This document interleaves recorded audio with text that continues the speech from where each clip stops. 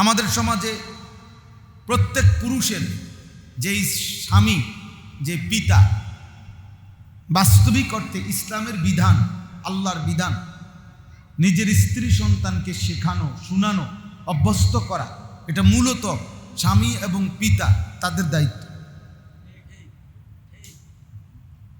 এটাই। এই বেটা, এই ছেলে, ফালতু কোথাকার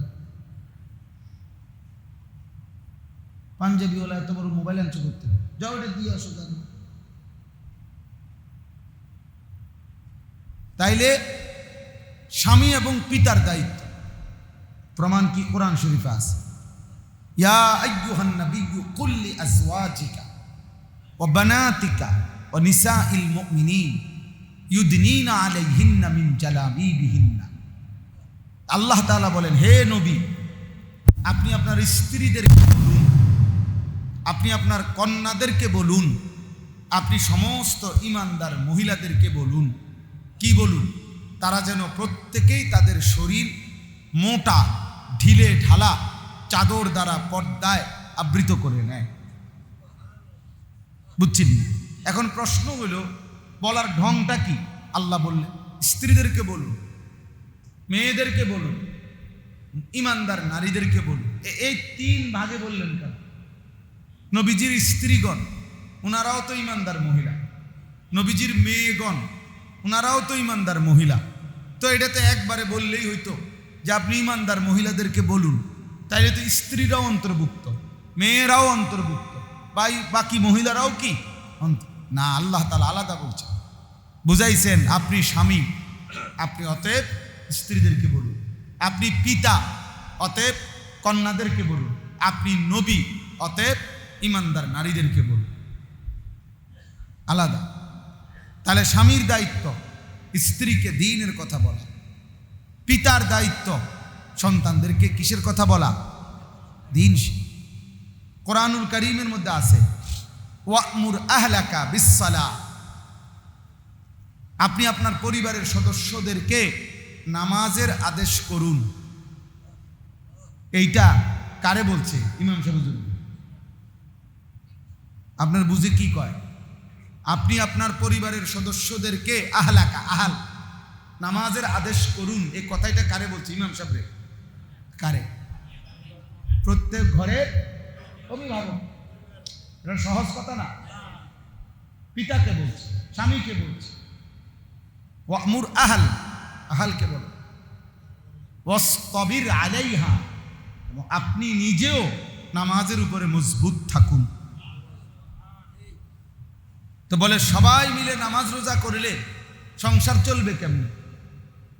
লা নাসআলুকা রিজকা, আল্লাহ বলে তোমাদের কারো সহযোগিতা, তোমাদেরকে রিজিক দেওয়ার জন্য আমার লাগবে না, সবাই ঘুমাও, আমি একাই পারব। নাহনু নারযুকুক, আমি একাই সকলকে রিজিক দেব। আপনি যদি বলেন আচ্ছা তাহলে আমি ঘুমাই, দেখি কই থেকে কামাই রোজগার, আপনি ঘুমান না, শয়তান আপনার কানে ধরে শোয়াইয়া দিল। আল্লাহ তাআলার ফয়সালা, তাকদীর যার জন্য, যেটা আপনার আব্বাও তো ঘুমাইতে পারতো না, কারণ আপনার জন্য তো আল্লাহর ফয়সালা এই সময় ওইখানে, আপনি এনে ঘুমাইবেন কেন? বুঝেন নাই কথা? আমাদের প্রত্যেকের প্রতি সেকেন্ড আল্লাহ তাআলা কর্তৃক নির্ধারিত কিনা? তাকদীর আছে না আমাদের? তো আমার নির্ধারণ করা কর্ম, তো আমি ঘুমামু কেমনে? ঘুমামু কেমনে আমি? তাহলে প্রত্যেককে আল্লাহ তাআলা তার ফয়সালা অনুপাতেই তো পরিচালিত করে। তাহলে কে রোজগার করবে, কে করবে না, সেটা তো আল্লাহর ফয়সালা, এটা আপনার সিদ্ধান্তে হবে না, তো আপনার সিদ্ধান্ত হবে না। তাইলে পরিবারের সদস্যদেরকে নামাজের কথা বলুন, আল্লাহ তাআলা আদেশ করছে। এই জন্য আমি এটা বললাম আর কি, আমাদের এই মানসিকতাটাই কম। আমরা স্বামীরা স্ত্রীদেরকে আল্লাহর কথা বলি না। যদি বলতাম বাস্তবিক অর্থে, তো এই সমাজের কোটি কোটি মহিলার উপরে, লাখ লাখ মুসলমান মহিলার উপরে যাকাত ফরজ বর্তমান যুগে, কিন্তু শতকরা 95 ভাগ 98 ভাগ মুসলমান নারী মুসলিম রমণী, বিবাহিতা নারী, তারা জাকাত দেয় না, তাদের জাকাত আদায় হয় না। কেন হয় না? হয় তিনিও জানে না, স্বামীও জানে না। বুঝেন নাই কথা? কি পরিমাণ সম্পদ হইলে একজন নারীর উপরে জাকাত ফরজ হয়, এটা তো বেচারি বেটিও জানে না, স্বামীও জানে না। অথচ কোরআনুল কারীমের মধ্যে আছে, আল্লাহ তাআলা বলছেন, ওয়াকারনা ফি বুয়ুতিকুন্না, হে নারীগণ তোমরা ঘরে অবস্থান করো, ওয়ালা তাবাররাজনা তাবাররুজাল জাহিলিয়াতিল উলা, অজ্ঞ মূর্খ নারীদের মতো বেপর্দা বের হইও না। ওয়া আকিমনাস সালাতা, 5 ওয়াক্ত নামাজ আদায় করো। ওয়া আতিনাজ যাকাতা, তোমরা যাকাত আদায় করো। ওয়া আতিইনাল্লাহ ওয়া রাসূলা, আল্লাহ এবং তার রাসূলের আনুগত্য করো। তাহলে মুসলিম নারীদেরকে আল্লাহ তাআলা আলাদাভাবে যাকাত আদায় করো এই কথার কি করেছেন? আদেশ করেছেন। কোন মহিলার কাছে যদি স্বর্ণ, এই যে গহনা, এবং তার সাথে নগদ জমাকৃত কিছু টাকা 1 বছর থাকে, একজন মহিলার এই গহনাগুলো, এই নাকফুল কানফুলগুলো, হাতের চুড়ি, গলার হার, এগুলো 1 বছর ধরে তার আছে, গলা থোক আর আলমারি থোক, আর সাথে গত 1 বছর যাবৎ ওনার কাছে 10,000 টাকা, 5,000 টাকা জমা আছে, এই টাকাগুলো খরচ করে নাই, এগুলো আছে হেবুডির কাছে, আলমারিতে আছে, ভ্যানিটি ব্যাগে আছে, যে কোনোখানে সচরাচর মহিলাদের কাছে থাকে।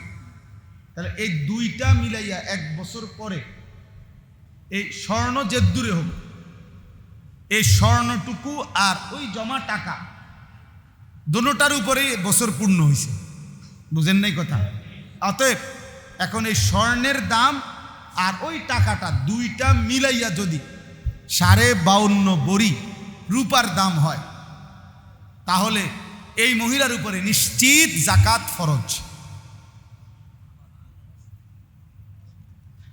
52.5 বড়ি, 1 বড়ি রূপার দাম সর্বোচ্চ 1700-1800 টাকা হয়, আরো কম হয়, সর্বোচ্চ 1700, 1650, 1700, 1800 এরকম হয়।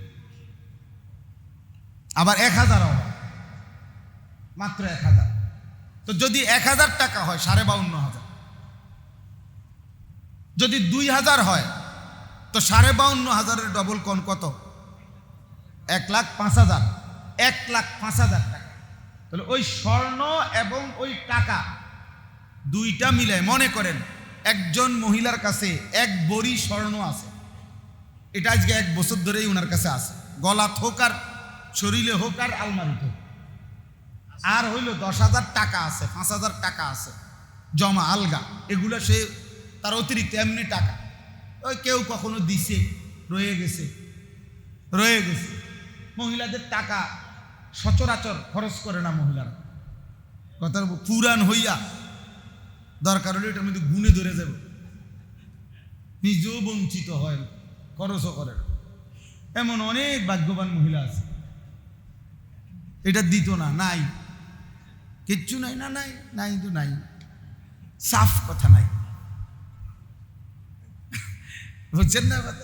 নাই, আসলে আছে, 10,000 টাকা আছে, 15,000 টাকা আছে, 20,000 টাকা আছে, জমা টাকা, ওনার নিজের টাকা, এগুলা ব্যক্তি, স্বামী দিছে, হাদিয়া দিছিল, এমনি এমনি দিছিল, 2,000, 5,000, 100 টাকা, আরে 500, 1,000, এগুলোই জমা করে আজকে 1 বছর ধরে পড়ে আছে।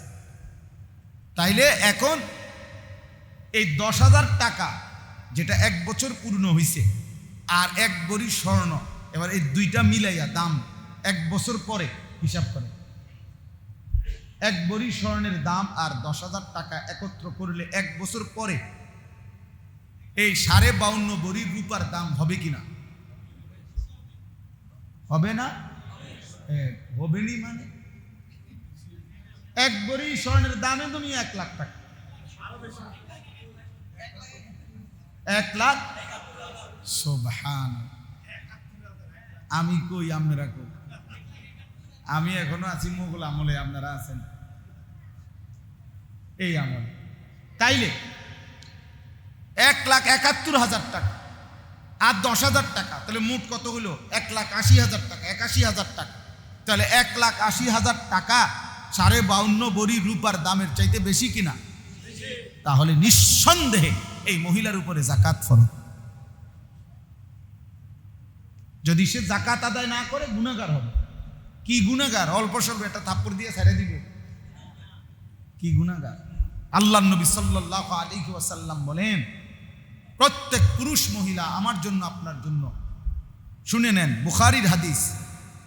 আল্লাহর নবী সাল্লাল্লাহু আলাইহি ওয়াসাল্লাম বলেন, মান আতাহুল্লাহু মালান ফালাম ইউআদ্দি যাকাতাহু, যাকে আল্লাহ তাআলা মাল দিয়েছিলেন কিন্তু যাকাত দেয় নাই, খোদার কসম নবীজি বলছেন কিয়ামতের দিন তার সেই সম্পদগুলো বিষধর সাপের আকৃতি দেওয়া হবে।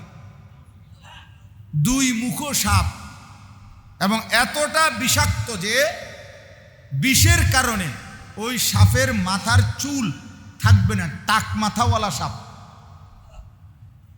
নবীজি বলছে টাক মাথা বিশিষ্ট সাপ, বিষাক্ত, 2 মুখো। ওই সাপের আকৃতি দিয়ে সেই সাপ তার সমস্ত দেহকে পেঁচিয়ে তার 2টা মুখ 2 গালের মধ্যে, ওই নাফরমানের 2 গালে হাসরের মাঠে ঠোকরাইতে থাকবে, কামড়াইতে থাকবে। আল্লাহর কসম নবী বলেন, আর সেই সাপ বলতে থাকবে, আনা মালুকা আনা কানসুকা, আমি তোমার মাল, আমি তোমার সঞ্চিত সম্পদ। বুখারীর হাদিস। কি হবে সেই মহিলার, কি হবে সেই পুরুষের, কি হবে আমার, কি হবে আপনার? 2 নাম্বার, কোরআনে আল্লাহ বলছে, ইয়াউমা ইউহমা আলাইহা ফি নারি জাহান্নাম ফাতুকওয়া বিহা জিবাহুহুম ওয়া জুনুবুহুম ওয়া যুহুরুহুম। আল্লাহ তাআলা বলেন যে যাকাত দিল না, আল্লাহ তাআলা কিয়ামতের দিন তার সমস্ত স্বর্ণ রৌপ্যগুলোকে জাহান্নামের আগুনের মধ্যে পোড়াইয়া গলাইয়া একেবারে আটা ময়দা রুটির খামিরের মতো, খামির বুঝুন তো না, আমরা কাই কই কাই, আটা ময়দা রুটির খামিরের মতো বানানো হবে। অতঃপর এই খামির দ্বারা ওই জাহান্নামীর কপালে, কোমরে এবং পিঠে দাগ লাগানো হবে। একেবারে কোরআন শরীফের আয়াত। এবং আল্লাহর পক্ষ থেকে ফেরেশতারা বলবে, হাজা মা কানাসতুম লিআনফুসিকুম, নাফরমান, যেটা তুমি জমা করে রেখেছিলে এটা সেই সম্পদ। ফাযুকু মা কুনতুম তাকনিজুন, অতএব আজকে তোমার সেই জমানো সম্পদের মজা স্বাদ উপভোগ করো, উপভোগ করো। তাহলে কি দাঁড়াইলো বাপ? আমার বলার উদ্দেশ্য হলো, আমি যেখান থেকে কথাটা শুরু করলাম, আমাদের কি পরিমাণ দিন জানা উচিত। মূলত আপনাদের জিম্মাদারি, আপনারা হুজুরদের কাঁধে পুরাটা দায়িত্ব দিয়া নিজেদেরকে নিশ্চিন্ত মনে করছে। আপনার ছেলেকে সংশোধন করে দেওয়া, আপনার মেয়ের সংশোধন, আপনার স্ত্রীর সংশোধন, আপনাদের সকলের সংশোধন প্রত্যেকেই ইমাম সাহেবের কাঁধে দিয়ে দিছে। আর আপনারা মনে করছেন এই ব্যাপারে আপনাদের কোনো জিম্মাদারি নাই, অথচ কোরআন বলছে স্বামীর জিম্মাদারি, কোরআন বলছে বাবার জিম্মাদারি। আল্লাহ নবী সাল্লাল্লাহু আলাইহি ওয়াসাল্লাম কি বলছেন? মা মিন মাউলিদিন ইল্লা ইউলাদু আলাল ফিতরা। মাউলিদিনও আছে, মাউলুদিনও আছে। আল্লাহ নবী বলেন প্রত্যেকটি মানব সন্তান, ওই বাবা, ওই বাবা, শোনা তো কথা আছে, কথা আছে তোমার লগে, তুমি তুমি হিল্লকে বললো না, বুঝছেন?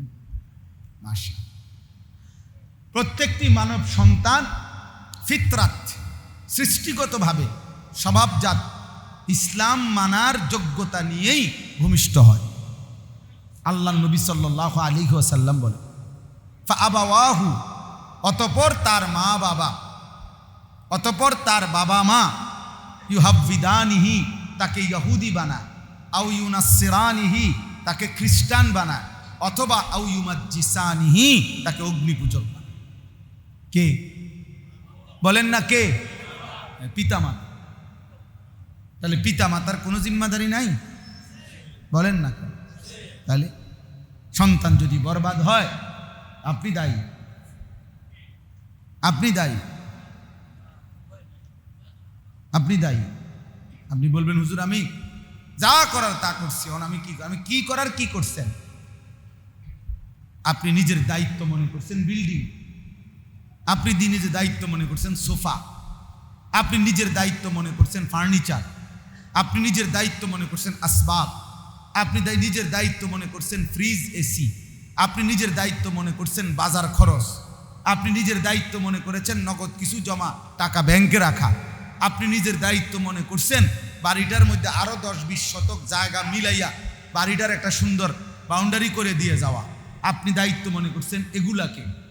কিন্তু আল্লাহ তাআলা আপনাকে দায়িত্ব দিয়েছিলেন নামাজের। কথা বুঝেন নাই আপনি? আল্লাহ বলছে বান্দা তুমি তোমার পরিবারের সদস্যদের নামাজের ফিকির করো, রিজিকের ফিকির আমি করব। আপনি উল্টাইয়া ফেলছেন। আল্লাহ, আপনি বলছেন আল্লাহ আপনি এত বড় এত বেশি মানুষ, আপনি একা কয় দিক সামলাইবেন? আমার ফুতেরটা আমার হাতেই দেন, আমি সুদে পারি, কিস্তিতে পারি, লোনে পারি, বাটপারি করে পারি, সিটারি করে পারি, ওজনে কম দিয়া পারি, 2 নম্বরই 6 নম্বরই যেমনে পারি। আপনি এই বিষয়টা টেনশন করেন না, আমি আমার ফুতের লাইন করে দিয়ে যান, আমি লাইন করে দিয়ে যান, আমি টেনশন করেন। আপনি অন্যদিকে দেখেন, আপনারও তো কত ব্যস্ততা, আপনি অন্যদিকে দেখেন।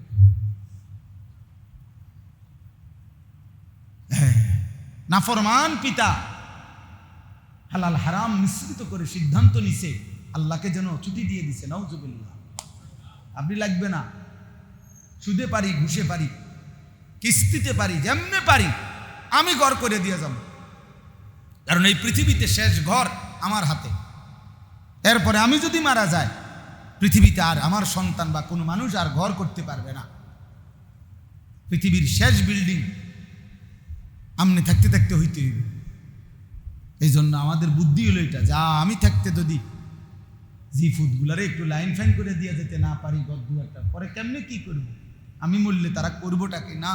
অবশ্যই আমনে মরলে তো আর কিছুই হক করতে পারবে না, কারণ আমনে মরার পরে পৃথিবীর সমস্ত ব্রিকফিল্ড বন্ধ ঘোষণা হবে। আপনার মরার পরে পৃথিবীতে আর কোনো সিমেন্ট আর কোনো বালু উৎপাদন হবে না। পৃথিবীর রাজমিস্ত্রিরা সব একই সাথে মারা যাবে। হ্যাঁ, এই শেষ আমনের কারণেই ওনারা টিকে আছে পৃথিবীতে। আমনের মৃত্যুতে তারা সবাই চলে যাবে, আমনে থাকতে সব করে দিয়ে যেতে হবে। আস্তাগফিরুল্লাহ, আস্তাগফিরুল্লাহ। হায় মুসলমান, কি বুঝা দরকার ছিল অথচ কি বুঝলে, কি করা উচিত ছিল অথচ কি করল, কি করল? দায়িত্ব কি ছিল আমাদের, জিম্মাদারি কি ছিল আমাদের? আল্লাহ আমাদেরকে বুঝ দান করেন। এই জন্য বাপ, ইসলাহি মাহফিল, আপনাদের দিন শেখা দরকার, আপনাদের ছেলের জন্য, আপনাদের সন্তানের জন্য, আপনাদের স্ত্রীর জন্য, আপনাদের নিজের জন্য। কু আনফুসাকুম ওয়া আহলিকুম নারা। আল্লাহ বলছে ঈমানদার নিজেকেও বাঁচাও জাহান্নাম থেকে, পরিবারের সদস্যদেরকেও বাঁচাও জাহান্নাম। আমার বাপ একটা কথা মনে রাখবেন, এই পৃথিবীর কারো ব্যাপারে যদি কোনো জবাবদিহিতা আপনার করতে না হয়, তাহলে কমপক্ষে এতটুকু মনে রাখবেন, নিজের এবং নিজের পরিবারের একান্ত সদস্যদের ঈমান আমল আখিরাতের ব্যাপারে খুদার কসম, রব্বে কাবার কসম, আপনাকে জবাবদিহি করতেই হবে, করতেই হবে, করতেই। এই জন্য আমি প্রায় এ কথা বলি, আপনার স্ত্রীর পর্দার মধ্যে তারও জান্নাত, আপনারও জান্নাত। আপনার স্ত্রীর ইবাদতের মধ্যে ওই বেটিরও জান্নাত, স্বামীরও জান্নাত। হযরত সাদ ইবনে উবাদা এক সাহাবী ছিলেন, আনসার সাহাবী, মদিনার। উনি একদিন বলছিলেন আল্লাহ নবী সাল্লাল্লাহু আলাইহি সাল্লামকে, ইয়া রাসূলুল্লাহ, লাউ রাআইতু রাজুলান মা ইমরাআতি লা দারাবতুহু বিস-সাইফ। তিনি বলছিলেন, ইয়া রাসূলুল্লাহ, আমি যদি কোনোদিন একবারের জন্য কোনো পুরুষকে দেখি আমার স্ত্রীর সাথে কথা বলছে, কিংবা কোন রকমের ভিন পুরুষকে যদি একবারের জন্য দেখি, তো লা দারাবতুহু বিস-সাইফ, আমি আমার তরবারি দিয়ে একটা কোপ দিয়ে তার গর্দান ফেলে দেব। হাদিসের মধ্যে আছে। এ কথা শুনতেই সাহাবায়ে কেরাম বলে উঠছে আল্লাহু আকবার, যে দেখছুনি সাদের গায়রত, আত্মমর্যাদা কেমন, যে নিজের স্ত্রীকে 1 মিনিটের জন্য ভিন পুরুষের সাথে দেখতে রাজি না। তো নবীজি সাল্লাল্লাহু আলাইহি ওয়াসাল্লাম তখন বললেন আতাআজাবুনা মিন গায়রাতি সাদ, সাহাবারা তোমরা আমার সাদের আত্মমর্যাদা গায়রত দেখে অবাক হলে, শোনো লা আনা আগিয়ারু মিনহু, আমি মুহাম্মদ তার চাইতেও বেশি আত্মমর্যাদাওয়ালা, আল্লাহু আগিয়ারু মিন্নি, আর আমার আল্লাহ এর চাইতে বেশি আত্মমর্যাদাওয়ালা। এজন্য এই কথা স্পষ্ট মনে রাখবেন, যার স্ত্রী বেপর্দা, যার মেয়ে বেপর্দা, ও বেগায়রত, আত্মমর্যাদাহীন, ওর আত্মসম্মান বলতে, আত্মমর্যাদা বলতে কিছু নাই। এটা এক রকমের অপদার্থ ছাড়া আর কিচ্ছু নাই, একদম অপদার্থ, এটা একদম অপদার্থ, এটা কাপুরুষ ছাড়া আর কিছু না। এ বেগায়রত, যার স্ত্রী বেপর্দা, তার মধ্যে কোনো গায়রত নাই, আত্মসম্মান দিতে পারে, আত্মমর্যাদা।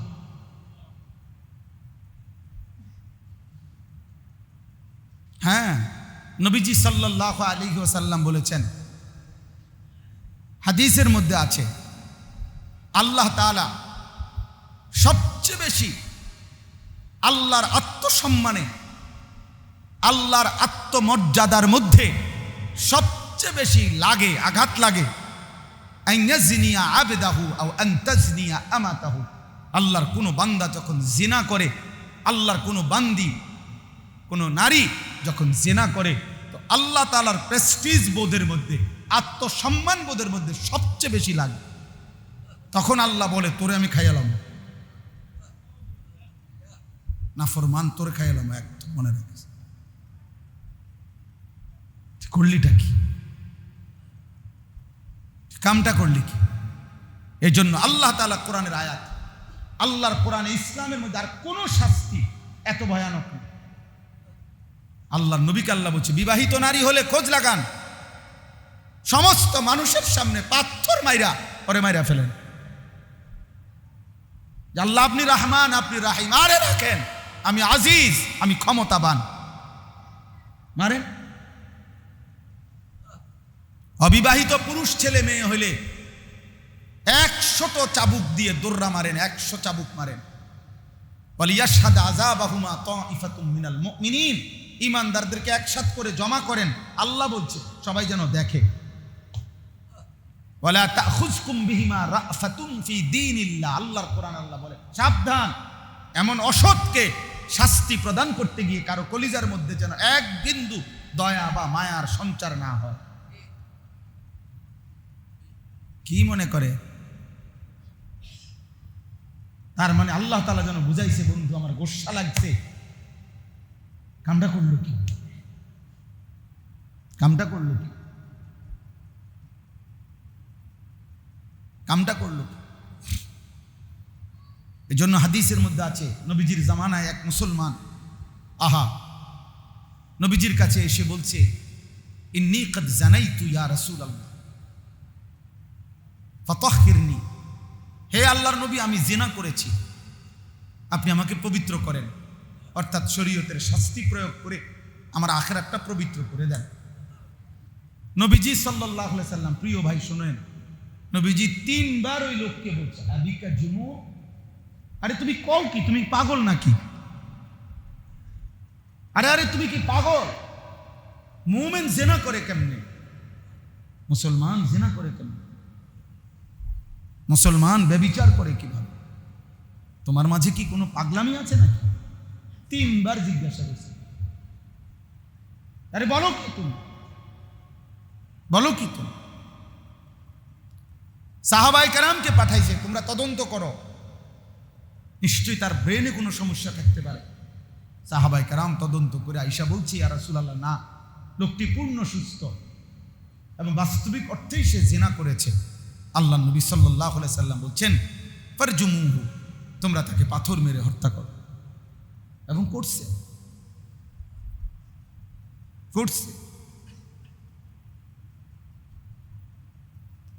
এই জন্য দোস্ত, এটা জরুরি আমাদের, আমরা এটা বোঝা দরকার। আমার স্ত্রী, আমার সন্তান, আমার পরিবার, আমি নিজে এই ব্যাপারে কমপক্ষে আখিরাতের বিষয়ে গাফেল হওয়ার সুযোগ নেই। আপনি গাফেল হওয়ার কোনো সুযোগ নেই। এতটুকু সংশোধন, এতটুকু ইসলাহ আমাদের জিম্মাদারি। এখান থেকে মুক্তি নাই। নিজেকে গুনার মধ্যে জড়িয়ে রাখা এই সুযোগ মুমিনের নাই। স্ত্রী সন্তানকে গুনাহের উপরে জড়িয়ে রাখা এটুকু সুযোগ মুমিনের নাই। বাস আমি এই জন্য এই মাত্র এশার নামাজের আগে যেখানে বয়ান করছি, এই মাত্র এটা বলছি যে হে ভাইয়া, হে বাপ, আপনি কেমন মুসলমান? হায় দুর্ভাগা স্বামী, তুমি কেমন স্বামী?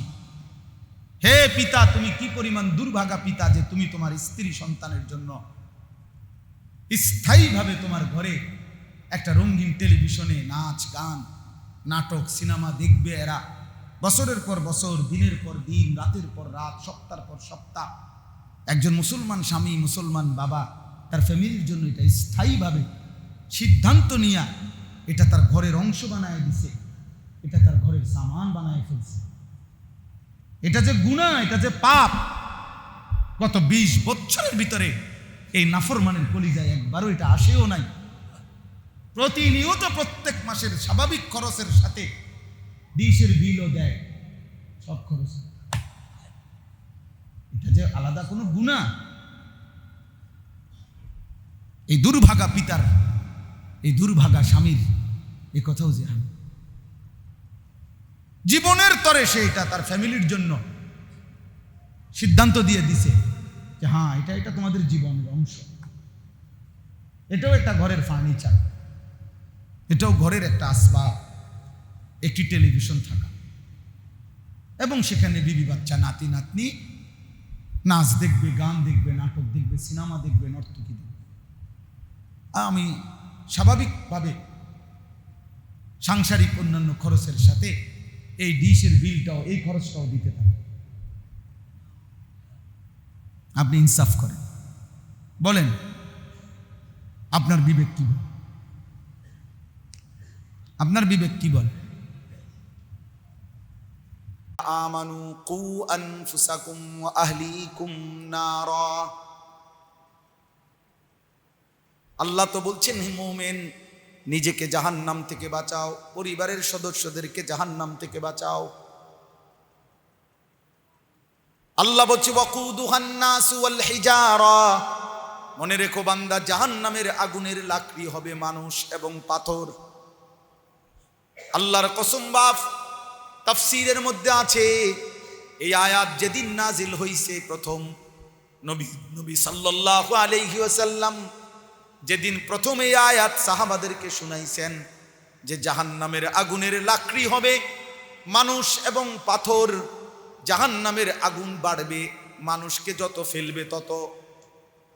আল্লাহর নবীর সাহাবী সালমান ফারসি রাদিয়াল্লাহু তাআলা আনহু একটা চিৎকার দিয়ে কাঁদতে শুরু করছে, আর ঘর ছেড়ে একটা পাহাড়ের টিলার উপরে একটানা 3 দিন পর্যন্ত একটানা চোখের পানি ফেলে কাঁদছে আর চিৎকার করছে, আল্লাহ, জাহান্নামের আগুনের লাকড়ি যদি হয় মানুষ, আর সেটা যদি হই আমি সালমান, আমার কি হবে মাওলা, আমার কি হবে মাওলা, আমার কি হবে মাওলা। আল্লাহর নবী 3 দিন পরে সাহাবাদেরকে জিজ্ঞেস করলেন, সাহাবারা, আমার সালমানকে তো দেখি না, আমার সালমান কোথায়? সাহাবারা খুঁজতে খুঁজতে তালাশ করে দেখছে পাহাড়ের ওই চূড়াতে সালমান বসে আছে আর কাঁদতেছে আর কাঁদতেছে, আর এক কথাই বলে, মাওলা, জাহান্নামের আগুনের লাকড়ি যদি হয় মানুষ, আর সেটা যদি হই আমি সালমান, আমার কি হবে মাওলা, আমার কি হবে? সাহাবীরা ধৈর্য আনছে নবীজির কাছে। আল্লাহর নবীকে সাহাবীরা বলছি, ইয়া রাসূলুল্লাহ, আপনি শুনেন সালমান কি বলে। সালমান যখন নবীকে এই কথা শুনাইছেন আর অঝরে কাঁদতেছেন, আল্লাহর নবী বললেন, সালমান, আমি মুহাম্মদ কসম করে বললাম জান্নাত তোমার জন্য অপেক্ষা করছে।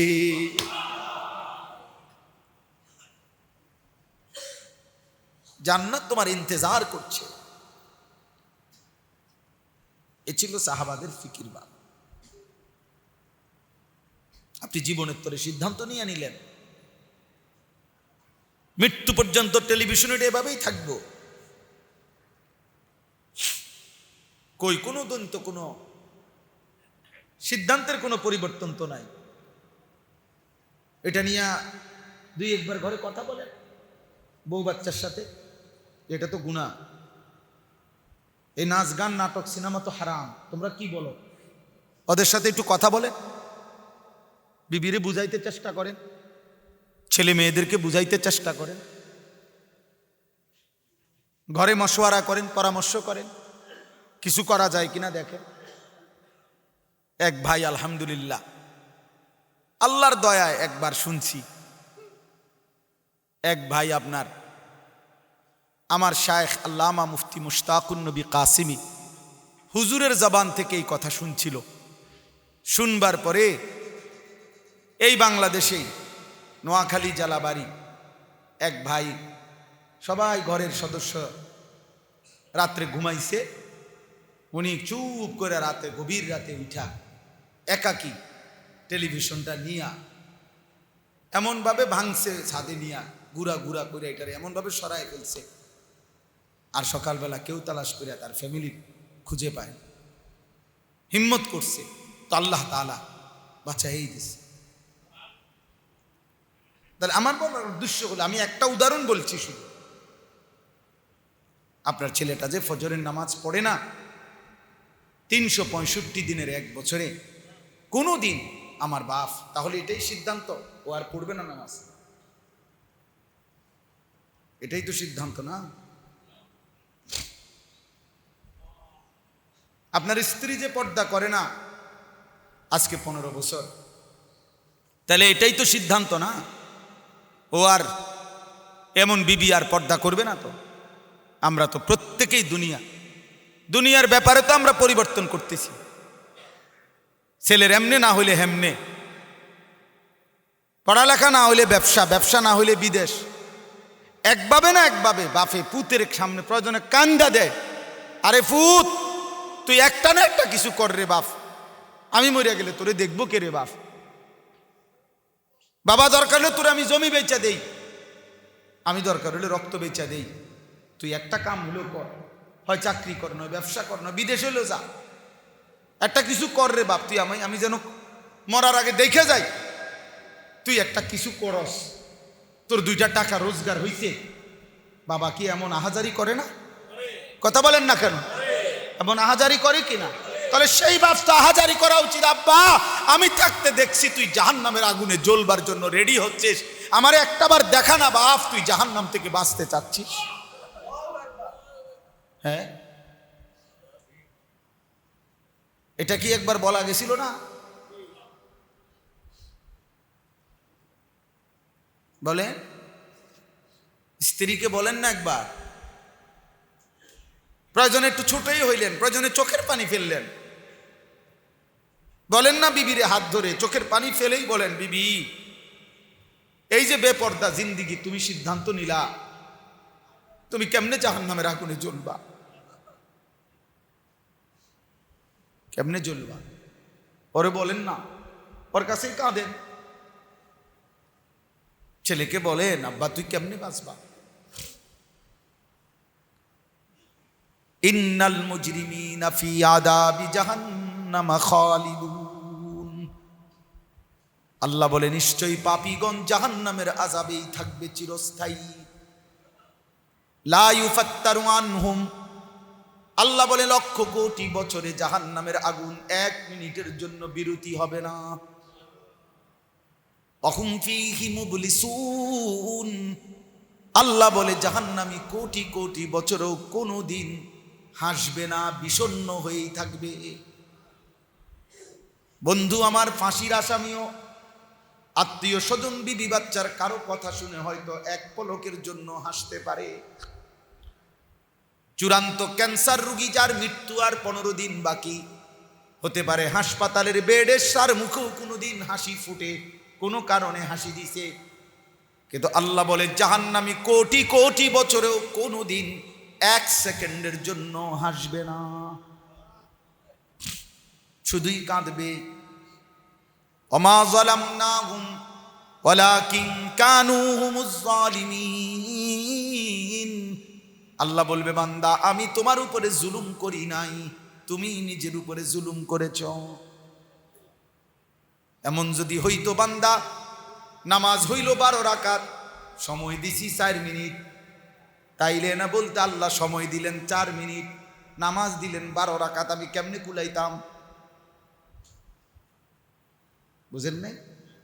কিন্তু আজান দিছে 1টা বাজে, জোহরের আজান, আসরের আজান দিছে 4:45 বাজে, 4 ঘন্টা নাকি?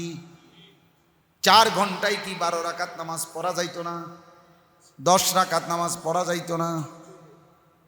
আল্লাহ বলেন যদি কি বলতাম বান্দা নামাজ 12 রাকাত, সময় 4 মিনিট, যদি বলতাম নামাজ ফজর 4 রাকাত, সময় 1.5 মিনিট, তাইলে না বলতাম মাওলা আমি কেমনে কুলাইতাম? আমি তো সময় দিছি 1 ঘন্টা, 1.5 ঘন্টা। এশার নামাজের আজান হয়েছে 8:15, 12টা পর্যন্ত তো আমি সময়টা চালু রাখছি, 4 ঘন্টার চাইতে বেশি। কেন পারলা না? ওমা যালামনাহুম ওয়ালাকিন কানু হুমুজ জালিমিন। আল্লাহ বলে নাফরমান বান্দা মনে রেখো আমি জুলুম করি নাই, তুমি করেছো, তুমি। আল্লাহ আমাকে মাফ করে দেন। দোস্ত ভাবতে শিখেন, এই ইসলাহি মাহফিল মানে প্রত্যেক দিন একই কথা, প্রতি মাসে একই কথা। আপনারা শুধু আবার মনে করানো, আবার মনে করানো, আবার মনে, আবার মনে করানো, আবার মনে করানো, আবার মনে করানো, আবার মনে করানো, আপনাকে মনে করায় দেওয়া যে দুনিয়া শেষ না। আবার আপনার প্ল্যানিং এ আখেরাত তো নাই, দুনিয়ার নিরাপত্তাও আপনার প্ল্যানিং এ না। সিসি ক্যামেরার মধ্যে নিরাপত্তা না, আর শাহিমের মালিকের কাছে নিরাপত্তা। মাইলস্টোন স্কুল অ্যান্ড কলেজের অভিভাবকদের প্রতিনিয়তই স্বাভাবিক অভ্যাস ছিল, তারা তাদের বাচ্চাকে স্কুলের গেট পর্যন্তই দিয়ে যায় যেন রাস্তায় কোনো অ্যাক্সিডেন্ট না হয়। স্কুলের গেট থেকেই প্রতিদিন নিয়ে যায় যেন রাস্তায় কোনো অ্যাক্সিডেন্ট না হয়। আর তাদের দিলের মধ্যে এটা যে স্কুলের ভিতরে দিয়ে যাইতে পারলে স্কুলের ভিতরে তারা নিরাপদ, এজন্য গেট পর্যন্ত দিয়া গেছে, আবার গেট পর্যন্ত নিয়ে যাবে গেট থেকে। ঠিক না? এই না কথা ছিল? তো এই তো হিসাব ছিল, সেদিনও তো এটাই ছিল হিসাব, সেদিনও তো অভিভাবক দাঁড়াই এই ছিল, কিছুক্ষণের মধ্যে ছুটি হবে, আদরের সন্তান ফুটফুটে বাচ্চাকে হাতে করে ঘরে নিয়ে যাবে। হ্যাঁ, আল্লাহ তাআলা আরশ আজিম থেকে বলে বান্দা না না, আমি নিরাপদ রাখলে নিরাপদ, আমি নিরাপদ না রাখলে নিরাপদ না। তুমি ভাবছিলে স্কুলের ভিতরে ঢুকাই দিলে নিরাপদ, না না, আমি নিরাপদ রাখলে নিরাপদ। তুমি ভাবছিলে সিসি ক্যামেরার কারণে নিরাপদ, আমি না, আমি নিরাপদ রাখলে নিরাপদ। হ্যাঁ, নয়তো এমন হলো কেন? আল্লাহ আমাদেরকে বুঝার তৌফিক দান করে। এজন্য বাপ আমাদের জীবন এটা, আমরা মুমিন, আমরা মুসলমান, আল্লাহকে ছেড়ে তৃপ্তি হবে না, আল্লাহকে বাদ দিলে সুখ মিলবে না। মুমিনের বন্ধু আল্লাহ। ইন্নামা ওয়ালিয়ুকুমুল্লাহ, আল্লাহ বলছে তোমাদের বন্ধু হলো প্রথম আল্লাহ। কে? আল্লাহ। ইউহিব্বুহুম ওয়া ইউহিব্বুনা, আল্লাহ বলে ইমানদার আমি এমন মুমিন চাই যে আমাকে ভালোবাসবে, আমিও তাকে ভালোবাসবো। আমি ইহাঁ সে তুম ওয়াহাঁ সে, দোনো জানিব সে ইশারা হুয়া। জমিন থেকে বান্দা বলবে আল্লাহ আমি আপনাকে ভালোবাসি, আরশে আজিম নড়ে উঠবে, আরশে আজিমের মালিক আল্লাহ বলবে বান্দা আমিও তো তোকে ভালোবাসি। ইউহিব্বুহুম ওয়া ইউহিব্বুনা, সে আমাকে ভালোবাসবে, আমিও তাকে ভালোবাসবো। ইন্নামা ওয়ালিয়্যুকুমুল্লাহ, মুমিনের ভালোবাসা এক নম্বরে কার জন্যে? আল্লাহর জন্যে, আল্লাহর জন্যে। ওয়াল্লাযীনা আমানু আশাদ্দু হুব্বাল লিল্লাহ, আল্লাহ বলে যারা মুমিন তাদের সবচেয়ে বেশি ভালোবাসা আল্লাহর জন্যে। কার জন্যে? আল্লাহর জন্য, আল্লাহকে ভালোবাসা। ওয়া রাসূলুহু, দ্বিতীয় ভালোবাসা তার রাসূলের জন্যে। ওয়াল্লাযীনা আমানুল্লাযীনা ইউকিমুনাস সালাতা ওয়া ইউতুনাজ যাকাতা ওয়া হুম রাকিউন, তৃতীয় ভালোবাসা ওই সমস্ত মুমিনদের প্রতি যারা নিয়মিত নামাজ আদায় করে, মুত্তাকি মুমিন, আল্লাহকে মাননেওয়ালা মুমিন। তাহলে একজন ইমানদারের প্রথম ভালোবাসা আল্লাহর প্রতি, দ্বিতীয় ভালোবাসা রাসূলুল্লাহ সাল্লাল্লাহু আলাইহি সাল্লামের প্রতি, তৃতীয় ভালোবাসা যারা নামাজ আদায় করে, যাকাত প্রদান করে, আল্লাহর হুকুমের আনুগত্য করে এমন মুমিনের প্রতি। এজন্য মহব্বত এক শব্দ, ভালোবাসা এক শব্দ, এটা গুনাহের কাজে ব্যবহার হইতেই পারে না। এই জন্য বিবাহ বহির্ভূত নারী পুরুষের যেই কোনো রকমের সম্পর্ক, এটা প্রেম, এই শব্দ এটার উপরে ব্যবহার করার কোনো সুরত নাই, মহব্বত বলার সিস্টেমে নাই, ভালোবাসার কোনো সিস্টেমে নাই। এজন্য বিবাহ বহির্ভূত ছেলে মেয়ের মাঝে প্রেম হয় না, বিবাহ বহির্ভূত ছেলে মেয়ের মাঝে ভালোবাসা হয় না, বিবাহ বহির্ভূত ছেলে মেয়ের মাঝে জেনা হয়, জেনা হয়, জেনা হয়, জেনা হয়, ব্যভিচার হয়। এই জন্য বিবাহ বহির্ভূত নারী দেখলে চোখের জেনা, হাত দিয়ে ছুঁইলে হাতের জেনা, পাও দিয়া হেঁটে গেলে পায়ের জেনা, দিল দিয়া কল্পনা করলে কল্পনার জেনা, লজ্জাস্থান দিয়া জেনা করলে লজ্জাস্থানের জেনা, সবটাই জেনা। নবী বলছে চোখেরটাও জেনা, হাতেরটাও জেনা, পায়েরটাও জেনা, কলিজারটাও জেনা, লজ্জাস্থানেরটাও জেনা। তো ভালোবাসা কোনটা? বলেন মাওলানা, বুঝছেন না হিসাবটা? এখানে ভালোবাসা কিসের? আবার ভালোবাসা স্বর্গীয়, শুদ্ধ মারে, জুতা দিয়ে ফেরন দরকার বেড়া তোর, বেড়া জুতা দিয়ে ফেরন দরকার তোর, টাঙ্গাইয়া ফেরন দরকার বেড়া। ভালোবাসা স্বর্গীয়, ভালোবাসা তোর আব্বার। হারাম সম্পর্ক, ভালোবাসা স্বর্গীয়, ভালোবাসা স্বর্গ থেকে আসে, ভালোবাসা স্বর্গীয় বলে। এটা কি ভালোবাসা? এ তো জেনা, এ তো ব্যভিচার। আল্লাহর কসম, বুখারীর হাদিস, প্রিয় ভাই বুখারীর হাদিস, নওজওয়ান বুখারী শরীফের হাদিস, লা ইয়াজনি জানি হিনা ইয়াজনি ওয়া হুয়া মুমিন। নবীজি বলছে জেনাকার যখন জিনা করে, ব্যভিচারী যখন জিনা করে, সে মুমিন থাকে না, মুমিন থাকে না, মুমিন থাকে না। নবীজি বলছে সে মুমিন থাকে। যেন হারাম রিলেশন থেকে বাঁচে।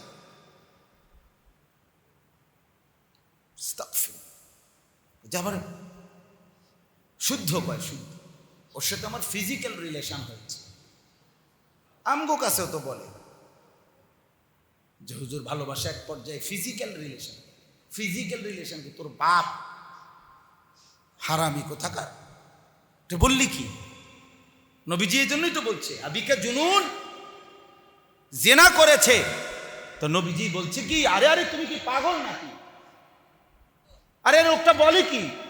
সাহাবাদেরকে বলছে, আরে বলো কি, আরে বলে কি, দেখো না ওর এলাকায় যাও তোমরা, তদন্ত করে, নিশ্চয়ই প্রতিবন্ধী, পাগল সে।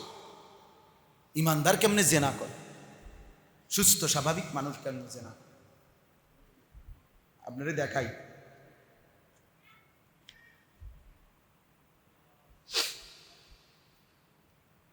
সূরা মুমতাহিনা কোনানে হুজুর, এই যে এখানে একটা আয়াত আছে, ইয়া আইয়ুহান নাবিয়্যু ইযা জাআকাল মুমিনাত ইউবাইয়ুনাকা আলা আল্লা ইউশরিকনা বিল্লাহি শাইআন ওয়ালা ইয়াসরিকনা ওয়ালা ইয়াজনিনা।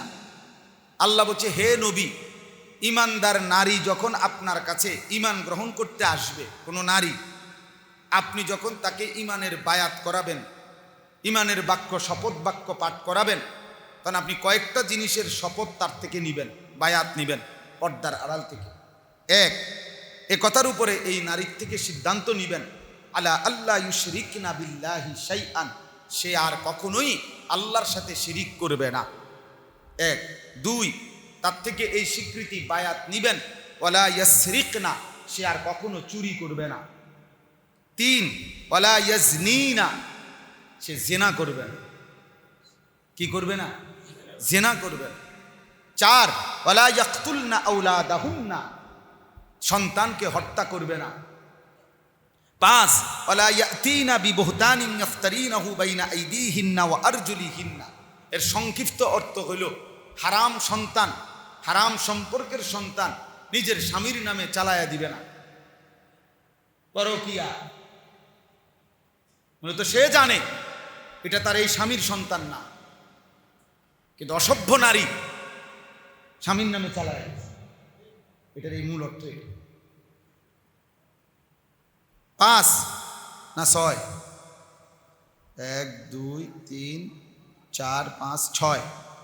ওয়ালা ইয়াসিনাকা ফি মারুফিন, যেই কোনো নেক কাজে আল্লাহর নাফরমানি করবে না। এই ছয় কথার উপরে আপনি মুসলিম নারী যখন ঈমান আনতে নতুন, মনে যে কোনো মহিলা ঈমান গ্রহণ করতে যখন আসে, আপনি এই কথাগুলোর সিদ্ধান্ত তার থেকে দোহরাই নেবেন, বায়াত করাবেন। বায়াত, ওই যে পীর সাহেবরা বায়াত করা, হ্যাঁ আমি আল্লাহকে সাক্ষী রেখে বলছি, এরকম বলায়, অনেক কথা বলায়, উচ্চারণ করায়, এইভাবে বায়াত করাবেন পর্দার আড়াল থেকে। তো আমার বলার উদ্দেশ্য হলো, শুনেন নওজোয়ান ভাই, তোমরাও শোনো ভাই, এখানের একটা প্রেক্ষাপট আছে, এখানে একটা তাফসিরে আছে। নবীজি সাল্লাল্লাহু আলাইহি সাল্লামের চাচা আমিরে হামজা, আপনারা সবাই ওনার নাম জানেন, ওই যে উহুদের যুদ্ধে যিনি শাহাদাত বরণ করছেন, হামজা রাদিয়াল্লাহু তাআলা আনহু। প্রত্যেক জুমার খুতবাতে, দ্বিতীয় খুতবার মধ্যে খতিব সাহেবরা ওনার নাম নেয়, আশ-শাহীদু বি উহুদিন হামজা ওয়া আশফাকিহিম আব্বাস, এটা বলে খুতবার মধ্যে। খেয়াল করলে, কালকে খেয়াল করেন ইমাম সাহেব কইব, এটা ওনার নাম নেয়। এই হামজা রাদিয়াল্লাহু তাআলা আনহু সাইয়্যিদুশ শুহাদা, শহীদদের সর্দার। তো ওনাকে যখন উহুদের ময়দানে শহীদ করছে, এই শহীদ করার পরে একটা নারী, যে নারীর নাম হলো হিন্দ, আমাদের দেশের উচ্চারণে বলে হিন্দা, যাই হোক মূলত হলো হিন্দ, আকারটা নাই আর কি, কিন্তু এটা উচ্চারণের একটা ভুল, হিন্দা বলে ফেলে। তো এই হিন্দ বিনতে আবু সুফিয়ান, আবু সুফিয়ানের কন্যা হিন্দ, এই হিন্দ, এই মহিলা এই নবীজির এই চাচা হামজার পবিত্র লাশকে মাঝখান দিয়া ফাইরা ভিতরের কলিজাটা বাইর করে ফেলছিল, কলিজাটা চাবাইয়া কামড়াইয়া খাইছিল, চাবাইছিল আর কি, খাইতো না, চাবাইছিল। এরপরে কান, নাক, চোখ কাইটা টুকরা টুকরা করে এরপরে গলার মালা বানাইয়া এরপরে নাচ গান করছিল। যে নারী এতটা জঘন্য ছিল এই হিন্দ, আল্লাহ নবী সাল্লাল্লাহু আলাইহি সাল্লাম উহুদের যুদ্ধে ৭০ জন সাহাবী, এর মধ্যে উনার চাচা নবীজি যুদ্ধের পরে যখন কাঁদতেছিলেন, তখন নবীজি সাল্লাল্লাহু আলাইহি সাল্লাম বলছেন, আমার ৬৯ জন সাহাবীর জন্য তোমরা কাঁদো, আর আমি মুহাম্মদের এই চোখের পানি আমার এই চাচার জন্য। এত কান্না নবী কাঁদছেন। যে নবীজির এই চাচাকে আপনার পাথর মেরে হত্যা করছে, শহীদ করছে ওয়াহশী, তাকে নবীজি ইসলাম গ্রহণের পরে বলছিল যে তুমি আমার সামনে কোনোদিন বইসো না, তোমারে দেখলে আমার সেই চাচার কথা মনে পড়ে, যে কি টুকরাটা করলা, কেমনে এত কষ্ট দিয়া মারলা আমার চাচারে, এভাবে রক্তাক্ত করলা, তুমি আমার পিছনে বইসো। তাহলে যে মহিলার প্রতি, যে মহিলা নবীজির চাচাকে এভাবে টুকরা টুকরা করছে, গলার মালা বানাইছে, কলজাটা ফাইরালাইছে, এই মহিলাও খোদার কসম তিনি মক্কা বিজয়ের পরে কালেমা পড়ে মুসলমান হয়েছে। এই মহিলা হিন্দ মুসলমান হয়েছে। আচ্ছা, আমার বলার উদ্দেশ্য হলো, এই যখন মুসলমান হইতে আসছে এই নারী, তখন এই কথাগুলি বলতে হবে নি ওনারে, বোঝেন না হিসাবটা? এই ৬ কথা বলতে হবে নি? তাহলে উনারও নবীজি বলছে, এডি কও এই কথাগুলো বলো। এখানে তাফসীরের মধ্যে আছে যে মহিলা আপনাদের আমাদের কাছে কি মনে হলো, কি জঘন্য মহিলা। এই মহিলারে যখন নবীজি এই আয়াত আলোকে যখন বলছে এ কথারও বায়াত করো, ওয়াদা করো, ওয়ালা ইয়াজনিনা, জিনা করবা না, খোদার কসম তাফসীরে আছে পর্দার আড়াল থেকে এই মহিলা প্রতিবাদ করছে। প্রতিবাদ করে বলছে, মুহাম্মদ, কোন স্বাধীনা ভদ্রচিত নারী জিনা করতে পারে? এই কথাই তো তাফসীরের মধ্যে লিখছে, এক নারী কাফের ছিল, বেঈমান ছিল, যে এত জঘন্য ছিল, কিন্তু তবু সে বলতেছে যে ঈমান, আরে কোন নারী, স্বাধীনা নারী, ভদ্রচিত কোন নারী, সে কি জিনা করতে পারে? মানে যে আমি এটা কি কইতেছ, আমি কি লাগে আমি এটা ইয়া করবো, বায়াত করবো। নারী কেমনে জিনা করে? নারী কেমনে জিনা করে?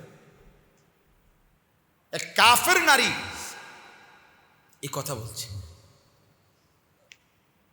আমাদের হালাত কি? আমাদের ঘরের হালাত, সন্তানের হালাত কি?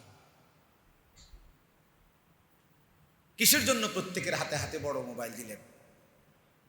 14 বছরের ছেলেটা, 16 বছরের ছেলেটার মোবাইল এত দরকার হয়ে গেল কেন? দিন নাই রাত নাই, করেটা কিসে বোঝেন না? আপনি সিরা খান, আপনি ভাত খান না, আপনি বুঝেন না? আপনি বুঝেন না? আপনি তো মেনে নিছেন আমার ছেলে নারী দেখবে, ছবি দেখবে, আমি মেনে নিলাম। নাই তো আপনি বিকল্প কোনো ব্যবস্থা নিতেন। আপনি ভাঙ্গে চূড়া গুড়া গুড়া ফেলতেন।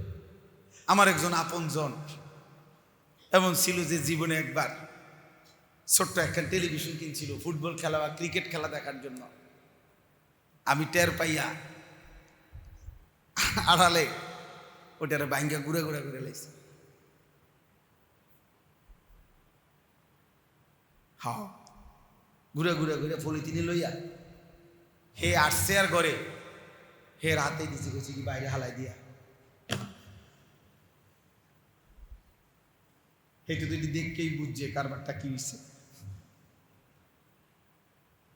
আল্লাহ আমাদেরকে হেফাজত করে। আচ্ছা, এখন আসেন, আমার কথা শেষ। এতগুলো কথা আমি কেন বললাম? ওই আমার এই আয়াতটার কারণে। আমি যেই আয়াতটি পড়েছি 18 নম্বর পারা, 24 নম্বর সূরা, সূরা নূর, এই সূরার 21 নম্বর আয়াত। এই আয়াতের মধ্যে আল্লাহ তাআলা বলেন, ইয়া আইয়ুহাল্লাযীনা আমানু, হে ঈমানদারগণ, লা তাত্তাবিউ খুতুওয়াতিশ শাইতান, কোনোভাবেই তোমরা শয়তানের পথ অনুসরণ করো না। কথাটা খেয়াল করেন।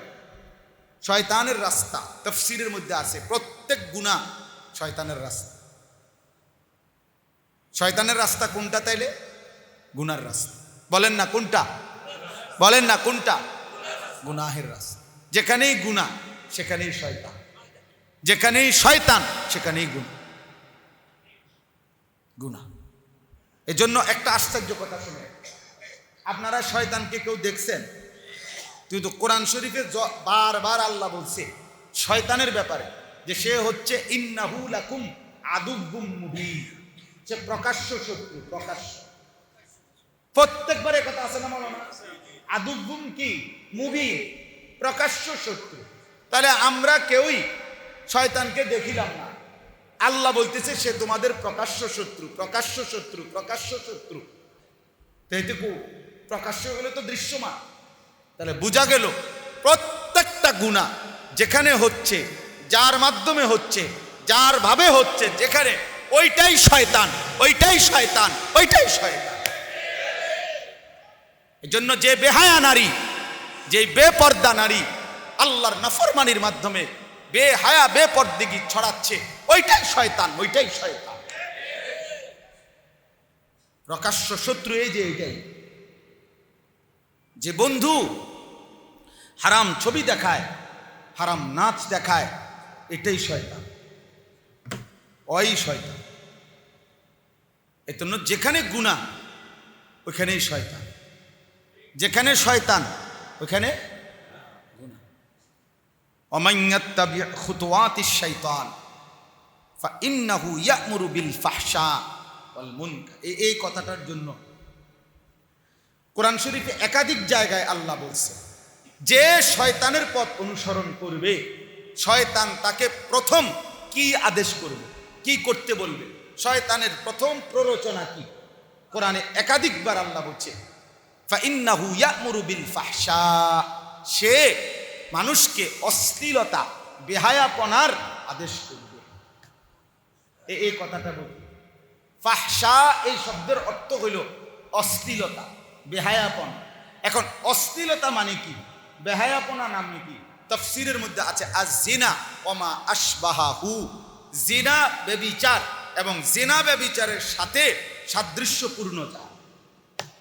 এই জন্য নারীকে কেন্দ্র করে যত গুনাহ এটা ফাহশা, নারীকে কেন্দ্র করে যত গুনাহ এটা কি, নারীকে কেন্দ্র করে যত গুনাহ হইতে পারে, নাচ বলেন, গান বলেন, বাদ্য বলেন, হারাম সম্পর্ক বলেন, বিবাহ বহির্ভূত সম্পর্ক বলেন, সব কিছু, হাত ধরা, ছুঁয়ে দেখা, কথা বলা, দিল দিয়ে কল্পনা করা, সব কিছুই ফাহশা, অশ্লীলতা। আর শয়তানের প্রথম চেষ্টা প্রত্যেকটা মানুষকে নারীকে কেন্দ্র করে অসভ্যতা, অশ্লীলতার মধ্যে লিপ্ত করে। এজন্য রাগ হবেন না, বুঝার জন্য বলি, হাদিস, রাগ হলেও সমস্যা নাই। নবীজি বলছেন ইন্নাল মারআতা তুকবিলু ফি সূরাতি শাইতান ওয়া তুদবিরু ফি সূরাতি শাইতান। নবীজি বলছেন ভিন নারী পুরুষের সামনে যখন আসে শয়তানের আকৃতিতে আসে, যখন যায় শয়তানের আকৃতিতে,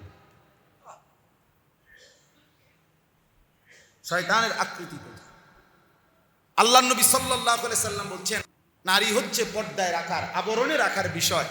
ফাইজা খারাজাত ইস্তাশরাফাহা শাইতান, যখনই সে বেপর্দা বের হয় শয়তান তাকে উঁচু করে দেখায়, আকর্ষণীয় করে দেখায়, লোভনীয় করে দেখায়। এই জন্য জওয়ান বলেন, বুড়া বলেন, আমি বলেন কিংবা আপনি বলেন, প্রত্যেকের চোখ বারবার ভিন নারীকে দেখতে চায়। শয়তানের প্ররোচনা। হ্যাঁ, নারীর মাধ্যমে আল্লাহ ইবলিস আল্লাহর বান্দাদেরকে গুনাহ করা, এটা তার প্রথম চেষ্টা। এই জন্য এই কক্সবাজার, এই পানির ঢেউ জমবে না নারী না হলে।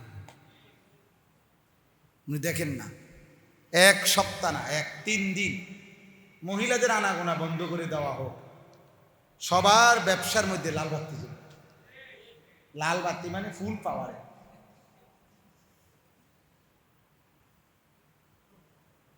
কি কক্সবাজার জমবে না, পার্ক রেস্তোরাঁ জমবে না নারী ছাড়া, নারী ছাড়া। মোবাইলগুলোর মধ্যে ভিন নারীর ছবি 1 সপ্তাহ বন্ধ করে দেওয়া হোক। লক্ষ লক্ষ যুবকের হাতের বড় মোবাইল দিয়া সে হয় কটকুড়ি নয়তো সম্পাপড়ি খাবে। সম্পাপড়ি না, এটারে কয় যে সাদাটা, অথবা হাওয়াই মিঠাই খাবে। ওইটা দিয়ে কাম নাই। নারী, আল্লাহ আমাদেরকে হেফাজত করেন। ফিরতেই হবে বাপ। ফাইন্নাহু ইয়া'মুরু বিল ফাহশাই ওয়াল মুনকার। আল্লাহ বলে শয়তান প্রথমেই চেষ্টা করে নারীকে কেন্দ্র করে গুনাহে লিপ্ত রাখতে। বুড়া মানুষ উনি কয় জিগাইলে চাচা আমনে চা দোকানে বসা এরকম আক কইরা রাক্ষসের মতো টেলিভিশনের দিকে চাইয়া রয়েছেন, ঘটনা কি চাচা? না আরে কি মনে করো না করো, আমি না কিন্তু খবরে না শুনি। আল্লাহু আকবার, আল্লাহ। জোনায়েদ বাগদাদির স্বাস্থ্য ভাই, জোনায়েদ বাগদাদির বংশের উনি শুধু খবর শুনে। আমার প্রশ্ন হলো চাচা, মানসি কি চোখ দিয়ে শুনে? কথা কয় না তো আপনি চাইয়া বলছেন বেটির দিকে, চোখ দিয়ে তো দেখে না। তা আপনি যদি খবরে শুনবেন তা আপনি এদিকে ফিরে, এদিকে ফিরা কানে শুনেন কি কয়, সিনজি উল্টাইয়া গেছে আবার ভাও হয়ে গেছে, কইব খবর অসুবিধা কি? আপনি তো খবর শোনা দরকার, আপনি এদিকে তাকাইলেন কেন? বোঝেন নাই আপনার কথাটা? আল্লাহ আমাদেরকে হেফাজত করেন। আল্লাহ নবী সাল্লাল্লাহু আলাইহি ওয়াসাল্লাম মুসলিম শরীফের হাদিস বলছেন 60 বছর বয়স পাওয়ার পরেও যে জাহান্নাম থেকে মুক্তি নিতে পারলো না, আল্লাহর কসম নবী বলছে হাসরের ময়দানে 1 সেকেন্ড তাকে কোনো উজর আপত্তি পেশ করার সুযোগ দেওয়া হবে না। 1 সেকেন্ড। মুসলিম শরীফের হাদিস। 60 বছর, এত লম্বা হায়াতেও যে গুনাহ ছাড়তে পারলো না, সে আর ছাড়বে কখন? সে আর ছাড়বে কখন? আল্লাহ তাআলা আমাদেরকে মাফ করে দেন। তাহলে এই আয়াতের মূল বক্তব্য হলো গুনাহ করা যাবে, গুনাহ করা যাবে, শয়তানের রাস্তায় যাওয়া যাবে না, মানে কি করা যাবে না? গুনাহ করা যাবে। চলেন সিদ্ধান্ত নেই, আমিও বাঁচতে চেষ্টা করি, আপনিও বাঁচতে চেষ্টা করেন, আমরা প্রত্যেকেই বাঁচার চেষ্টা করি, বলেন ইনশাআল্লাহ। নবী সাল্লাল্লাহু আলাইহি সাল্লাম বলছেন ইত্তাকিল মাহারিম তাকুন আবাদান নাস। আল্লাহর নবী বলছেন তুমি হারাম থেকে বাঁচো, তাহলে তুমিই হবে সবচেয়ে বড় ইবাদত গুজার। আচ্ছা আপনারা বলেন, আমরা যে বলি মানুষকে যে লোকটা ফরহেজগার মানুষ, এমন অনেক সময় বলি না? মুত্তাকি এই শব্দের অর্থ হলো ফরহেজগার মানুষ। আমরা এটা আসলে কাকে বলি? স্বাভাবিকভাবে আমাদের সমাজে যারা নামাজ রোজা করে, তসবিহ তাহলিল আল্লাহ বিল্লাহ করে, তাদেরকে আমরা বলি যে লোকটা ফরহেজগার মানুষ, মুত্তাকি মানুষ, বলি কি না বলে? মূলত মনে রাখবেন, আমার জন্য আপনাদের জন্য, মূলত ফরহেজগার বলে যে নামাজ পড়ে, তসবিহ পড়ে, জিকির করে তাকে না, যে করে তাকে ফরহেজগার বলে না, যে করে না তারে বলে ফরহেজগার। হ্যাঁ, আমি বলতেছি, আগে কথাটা বুঝেন। মূলত ফরহেজগার বলে যে করে না, যার মধ্যে দৈন্তান্নার সিফত আছে, সে হলো ফরহেজগার। মুত্তাকি কে? যে করে না, যে করে তারে ফরহেজগার বলে না, তারে মুত্তাকি বলে না। প্রথম অর্থ ফরহেজগারের প্রথম অর্থ হলো যে করে না। কি করে না? যে গুনাহ করে। যে কি করে না? মিথ্যা বলে, চুরি করে না, জিনা করে না, বেবিচার করে না, হারাম উপার্জন করে না, সুদ খায় না, ঘুষ খায় না, অবৈধ রোজগার করে না, গান দেখে না, মদ খায় না, জুয়া খেলে না, কথার কথা বেপর্দা হয় না, না যতগুলো। তাকওয়ার প্রথম অর্থ তারকুল মুনকারাত, গুনাহ ছেড়ে দেওয়া। তাকওয়ার দ্বিতীয় অর্থ ফি'লুল খায়রাত, সমস্ত আদেশ নেক কাজগুলো পালন করা। এজন্য নিয়ম হইল ময়লা সাফ করে দিলে ফ্রেশ পানি আসতেই থাকবে, পবিত্র পানি আসতেই থাকবে। এজন্য হাকিমুল উম্মত থানভী রাহমাতুল্লাহ আলাইহি বলছেন, একটা ছোট্ট কূপের মধ্যে যদি একটা ইন্দুর ফইরা মারা যায়, তা এরপরে যদি বালতিকে বালতি 1000 বালতিও পানি যদি এটার থেকে উঠাইয়া ফেলে, ওই কূপের পানি পাক হবে না। আগে তো যে ইন্দুরটা মরছে এটার ভিতরে, এটা সরাও। ওমা ঠিক আছে নি, মানে এটা থানভী রাহমাতুল্লাহ বলছে, আপনি কোন কি ঠিক না? উনি কইছে ঠিক আছে, দেখছেন, মানে এটা দারুণ উদাহরণ বুঝছে, ঠিক না? এটাই তো বুঝাইতে চাইছেন যে দারুণ উদাহরণ, হাকিমুল উম্মতে উদাহরণ দিচ্ছে। আগে তো ইন্দুর সরাও, এরপরে কয়েক বালতি পানি ফেলাও, পবিত্র হয়ে যাবে। আগে কি সরাও? আগে গুনাহ ছাড়ো, আগে গুনাহ ছাড়ো, এরপরে এক সেজদা আল্লাহ তাআলার আরশে পৌঁছে যাবে। এক সেজদা দিবা, গুনাহ মুক্ত, আল্লাহ তাআলা পিঠে মাথায় হাত বুলাই দিবে, আদর করে দেবে, আদর করে দেবে। বান্দা যখন সেজদা করে, নবী সাল্লাল্লাহু আলাইহি ওয়াসাল্লাম বলছেন, আকরাবু মা ইয়াকুনুল আবদু বিররাব্বিহি ওয়া হুয়া সাজিদ। বান্দা যখন সেজদা করে আল্লাহর সবচেয়ে ঘনিষ্ঠ হয়ে যায়। আমার শায়েখ আল্লামা মুফতি মুশতাকুন নবী কাসিম হুজুর বলেন যে বান্দা যখন সেজদা করে আল্লাহ তখন পিঠে মাথায় হাত বুলায় দেয়, আদর করে, আদর করে। আনিস সেজদা দিছ না, এই ফারাস, মাথা উঠাও, বসো বসো বসো, কিছু বলবা? আত্তাহিয়াতু লিল্লাহ, আচ্ছা মাশাআল্লাহ, আমার প্রশংসা করলাম, আচ্ছা আর কিছু? আল্লাহুম্মা সাল্লি আলা মুহাম্মদ, আরে বাবা আমার বন্ধুর দুরূদও পড়লাম, হ্যাঁ আর কিছু? আল্লাহুম্মা ইন্নী যালামতু নাফসি যুলমান কাসীরা, আয় মাওলা আমি বড় নাফরমান মাওলা, আমার অনেক গুনাহ, আমি চেষ্টা করছি নামাজের মাধ্যমে আপনার কাছে আসতে, সেজদা দিয়ে দেখলাম কলিজায় যেন আপনার স্পর্শ লাগে, যেন আপনি আমারে ছুঁয়ে দিছেন, এমনটা মনে হয়েছে, আপনার প্রশংসা করলাম, আপনার বন্ধুর উপরে দুরূদ পড়লাম। এবার আমার মূল বক্তব্য হল আল্লাহ ফাগফিরলি, আমারে মাফ করে দেন।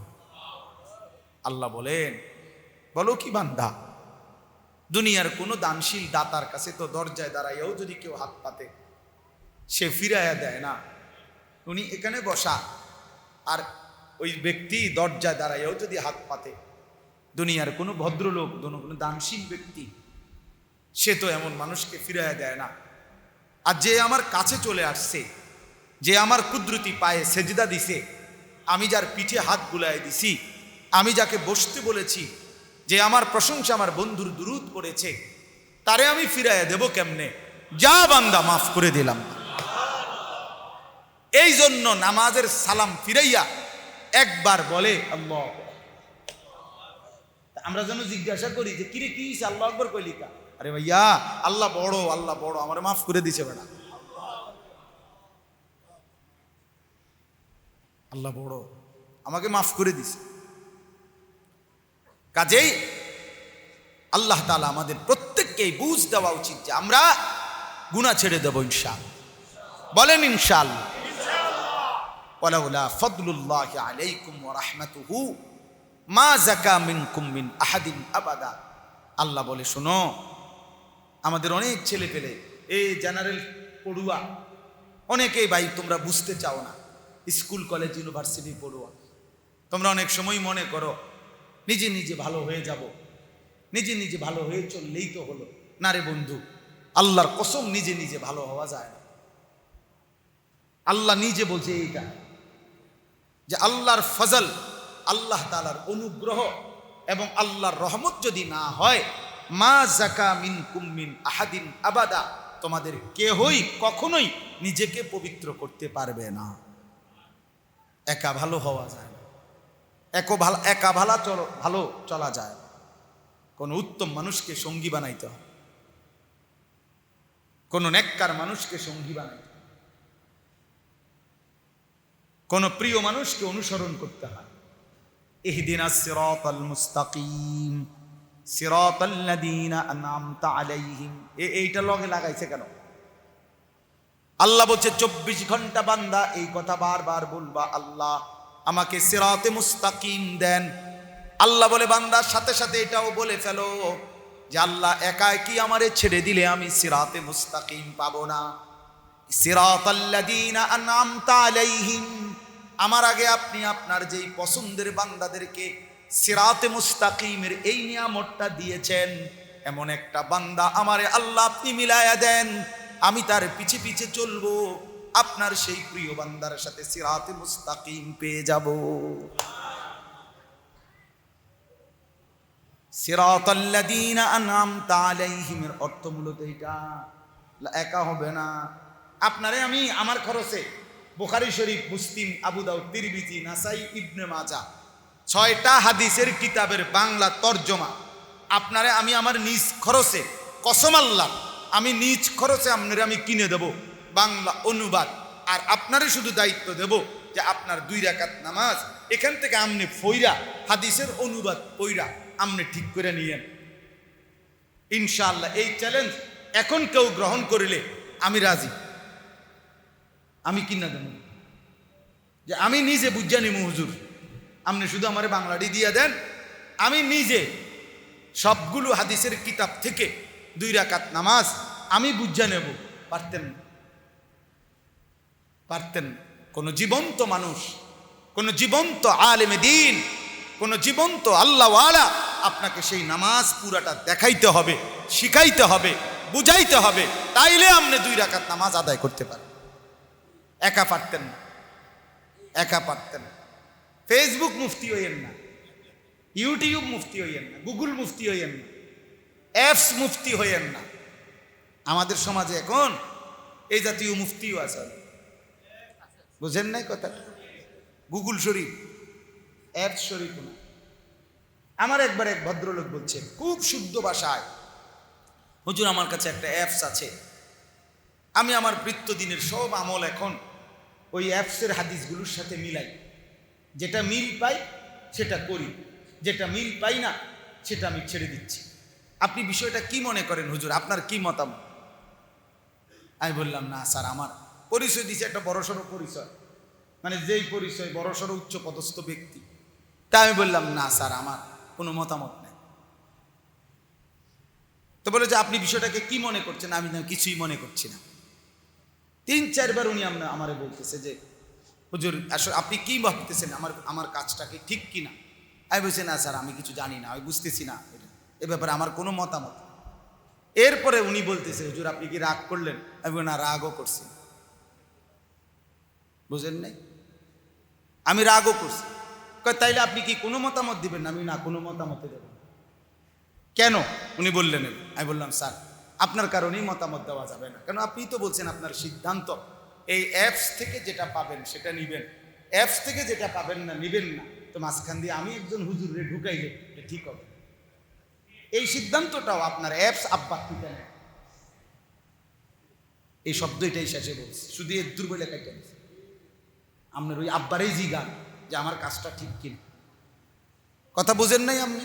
আপনি তো সবই ওইখান থেকে নিচ্ছে, তখন মাঝখান দিয়ে আমিও তো একজন হুজুর, তাই আমি যদি এই সিদ্ধান্তটা দিতে যাই যে এটা ঠিক বা ব্যাঠিক, তাহলে আপনি তো হুজুরের কথা শুনে ফেললেন। আর আপনার তো সিদ্ধান্ত আপনি কোনো আলেমেরটা শুনবেন না, নিজে বুঝে নিবেন। তো এটা আমার জিগাচ্ছেন কেন?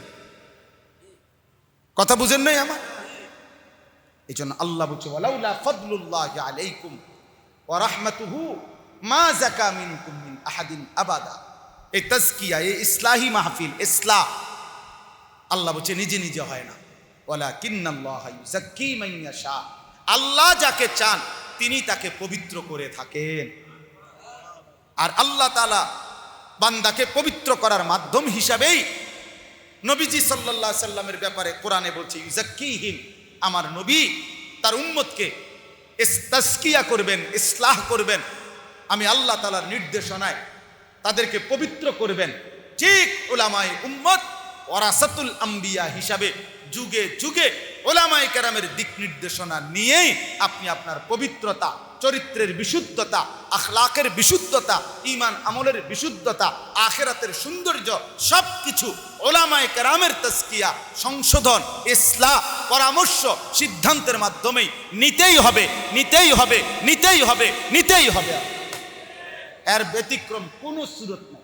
আপনি যদি বলেন এটা গায়ের জোরের কথা, না, এটা একবার ইনসাফের কথা, যৌক্তিক। আপনি বুঝা পারতেন? আমি বললাম পারতেন, আপনি বুঝতেন না, আপনি বুঝতেন না, বিশ্বাস করেন পারতেন,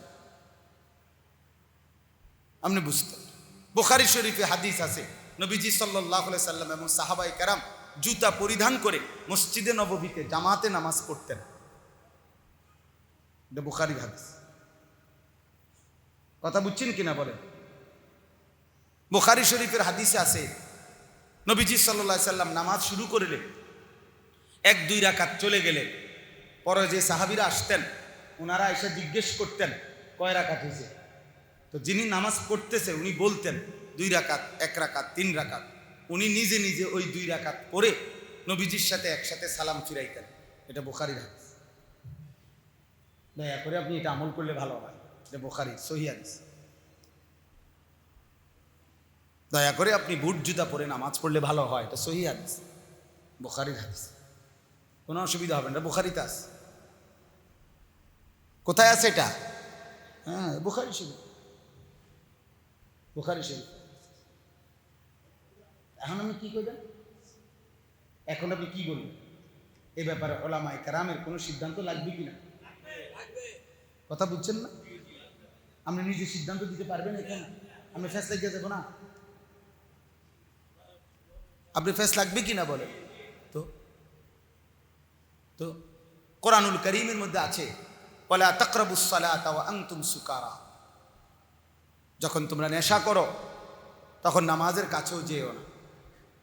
তো কোরআনুল কারীমের মধ্যে আবার আছে আল্লাহ তাআলা বলছেন ওমিন সামারাতিন নাখিল ওয়াল আ'নাব তাত্তাখিজুনা মিনহু সাকারা, তোমরা আঙ্গুর এবং খেজুর থেকে তোমাদের নেশা জাতীয় দ্রব্য মদ এটা তৈরি করে থাকো। এই আয়াতে নিষেধের কিছু নাই,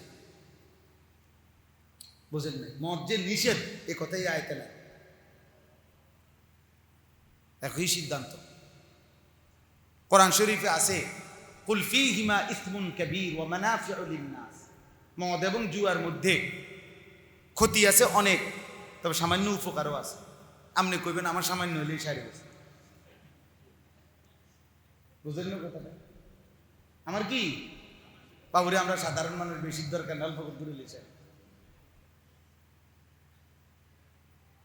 তাইলে বুঝা গেল আয়াতের পূর্বাপর আছে, আয়াতের আকপিস হাদিসের মধ্যে স্পষ্ট বিশুদ্ধ হাদিস। নবীজি বলছে লা তাজুরুল কুবুর, তোমরা কবর জিয়ারত করো না।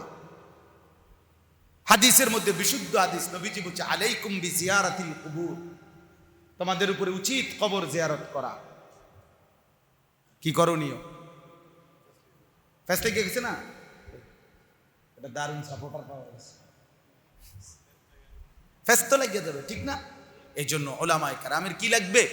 তো এইটাই বলছি আল্লাহু সামিউন আলিম। আল্লাহ তাআলা বলেন আল্লাহ তোমাদের সব কিছু শুনেন, সব কিছু জানেন। অতএব প্রিয় ভাই আমার, বাপ আমার দুইটা কথা হলো। এক নাম্বার কথা হলো একজন মুমিন হিসাবে প্রতিনিয়ত কমপক্ষে নিজের এবং স্ত্রী সন্তানের ঈমান আমল আখিরাতের ব্যাপারে এবং তাদেরকে গুনাহ থেকে বাঁচানোর জন্য আমরা সবাই আরেকটু শক্ত মজবুত অবস্থানে যাওয়া দরকার, ঠিক কিনা বলেন না কেন? আমাদেরকে এটা একটু ফিকির করা, এটা আমাদের প্রথম সামনে আনেন, অর্থাৎ এই কাজটাকে এক নম্বরে আনেন। আর সংসারের বাকি আসবাবপত্র, ঘর সংসার, এটা বাদ দিতে বলি নাই, এটা দ্বিতীয় নম্বরে আনেন। তাইলে দুইটাই ইবাদত, আল্লাহর কসম দুইটাই ইবাদত, দুইটাই ইবাদত। নবী আর আল্লাহ কোরআনে বলছে, এটা আপনারাও পারেন।